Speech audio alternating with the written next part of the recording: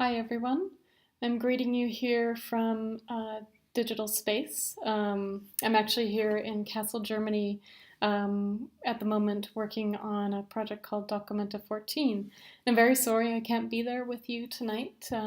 It would have been a great honor to be there in person to speak about the Indigenous Art Park, which is a project extremely close to my heart that we've all been working on now for more than 2 years, and for some of us, even well more than that amount of time. So thank you for the kind introduction. My name is Candice Hopkins. I'm originally from the Yukon. I was born in Whitehorse, and then raised there in the Yukon and then in northern British Columbia. I come from Kwakiutl First Nation, and I'm of the Gunukstedi clan. So my ancestors come originally from a region in what is now Alaska, a small village called Kwakwan, and then made their way over the mountain ranges to live among Tagish people.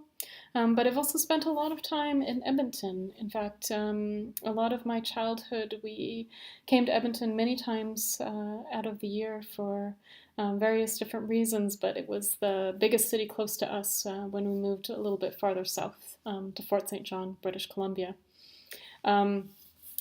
With regards to the art park, I think it's such an honor to be here and to be speaking about it as it's being realized.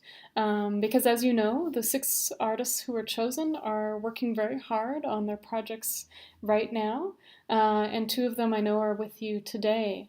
And so I wanted to speak a little bit about the process for the art park, as well as the reason for some of our decisions. And I think the reason why this art park is a bit different than other processes for commissioning public art, and also for thinking about how art can relate to place. So I think important in that, and I know this has been mentioned already by Catherine and Michelle, but it's important to note that what we really saw framing the artworks for the art park is place itself. And when we said this place, we meant specifically the place of the art park, but also thinking about place very deeply. There's a term that's being used now called deep history, and that's to think about history not just in human terms, but to think about how human culture has shaped land and shaped space, but to think about the land's own history in a kind of geological time as well. And I think that we were interested in looking at this broad scope of this land and this place that is now the art park. And in doing so, we employed a really rigorous process that is quite different often than the process that is used for commissioning public art. For example, we hosted not only a number of workshops, but a number of site visits. We brought in knowledge keepers from various places, including Jerry Saddleback Sr., who I hope is with you tonight as a steering committee member, but also he imparted and continues to impart a great deal of his knowledge of this place coming from a Cree perspective. But then we've also worked with other elders like Jean Janvier, who's Dene, from north of Edmonton, to talk about this place and the importance within Dene history of the Saskatchewan River and of this site itself. Of course, for Blackfoot people and for Métis people, it's also always been a gathering site. It's also River Lot 11, where Joseph MacDonald, one of the first Métis in the area, lived with his family for many, many years. So I think what was interesting to us was the fact that this is a place of overlapping histories. Of course, history is a kind of you could consider it a bit like rock sediment, where there's these different layers of the way that people have always used the land, considered the land, taken care of the land, and the way that the land is also taking care of those people. Oftentimes when public art is commissioned, artists are meant to respond to a site, but there isn't often that much background given on the site, or that much background given on the history of the place. And so we really wanted to change that. So up front, artists were given a lot of opportunity to engage with people who had very different perspectives of Edmonton, who had different knowledge to impart, and not just cultural leaders, but also other artists, poets like Marilyn Dumas, for example, among others. So with all of these perspectives, we created a kind of resource, or a framework for understanding this place that was then made available to artists as well. And I think that you see that revealed in the 6 artworks that we chose. Each of them brings a different perspective of this place, and I think a different way of engaging and understanding land, its history, its people, as well as its future. So the artworks that we chose are by Duane Linklater, a work called Miquicwan, which is a representation of a 9,000-year-old buffalo scraper made out of bison bone that was used to scrape hides. And I think what is interesting about this object is he's taken something that would fit in the palm of your hand, enlarging it to a huge scale so that you can really see not only its intricacies and its detail, but also to understand this hide scraper as a tool, as a kind of technology, to think about the past as something that was not somehow within a technological deficit or wasn't as superior as we are now, but to think about all the tools that people used in that place and time, not just because of necessity, but because of innovation and because of invention. You could think of the buffalo then as forming everything that anyone needed in a society. Its hide would form shelter, its fur became clothing, its bones became the tools, and small shards of the bone would be used as needles. Its sinew became thread. So in one animal, you can almost create and form a society around that animal, which just goes to show how this animal was held in such esteem and continues to be held in such esteem and honor within Indigenous communities. Another artist, Amy Malbeuf, who's here with you tonight, has made a sculpture out of Cree syllabics. And the Cree syllabics state a word that has the same root as woman. It's a Cree word for fire. And I think what's so interesting about Amy's work is that, for me, it really points to the future. It points to, again, the centering of women in our society as leaders, as people who pave the way for the future, but to also change the current relationship and the current way that women are portrayed often in media as victims and also survivors. The current crisis that Canada has with the murdered and missing women around and across the nation, I think is a crisis that not just impacts Indigenous people, but is a shared responsibility among all of us. And I think Amy's work reiterates that for me. There's another piece or 2 other works that really also center around human and animal relationships. One is by Mary Ann Barkhouse, and it's a work called Rain, where there's a coyote perched atop a granite boulder with a hare at the bottom, a rabbit. And what's so interesting about this piece for me is the granite really accentuates the tension between 2 animals that normally have a relationship that's predator and prey. So normally a relationship that's not harmonious, but one that's, negotiated with great care all the time. And the fact that they can't see each other, even though they're both there and in proximity and at rest, I think creates this extra sense of a kind of narrative unfolding that we're not sure how it's going to end. But what I'm interested in this work as well is the power relationships between the predator, who you might assume to be more powerful, and the prey, who you might assume to be weaker, but that's not always the case. And I think also what it reiterates for me is how coyote is this, both Coyote and the hare have taken the role of tricksters among different indigenous societies across North America, extending all the way into Mexico. Both of them are incredibly intelligent. They're animals that humans have always learned from.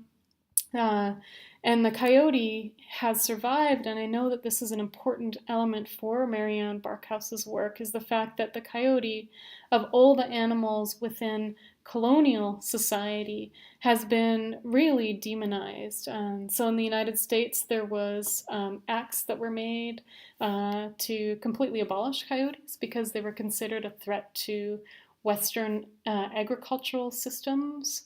But for Indigenous people, coyote is often seen as this sacred figure, one that you have to live in harmony with.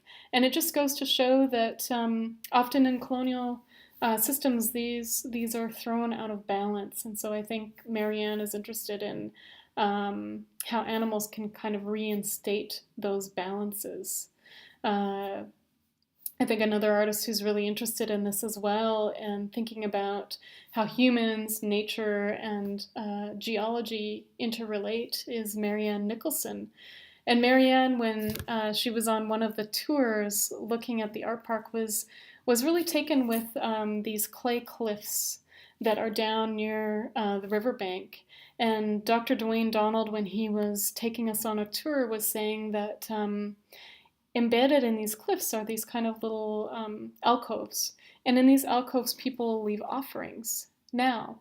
And I think this goes to show as well the way that the river and the land is considered a living being, and indeed is a living being.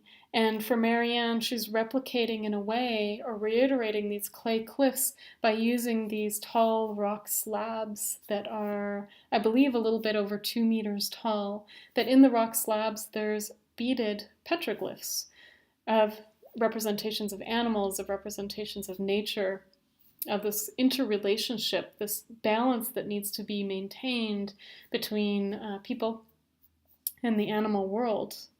And adjacent to that, and this is something that we were thinking about a lot as an art park, it is a curated space, which means that all of the works within the space have relationships to one another.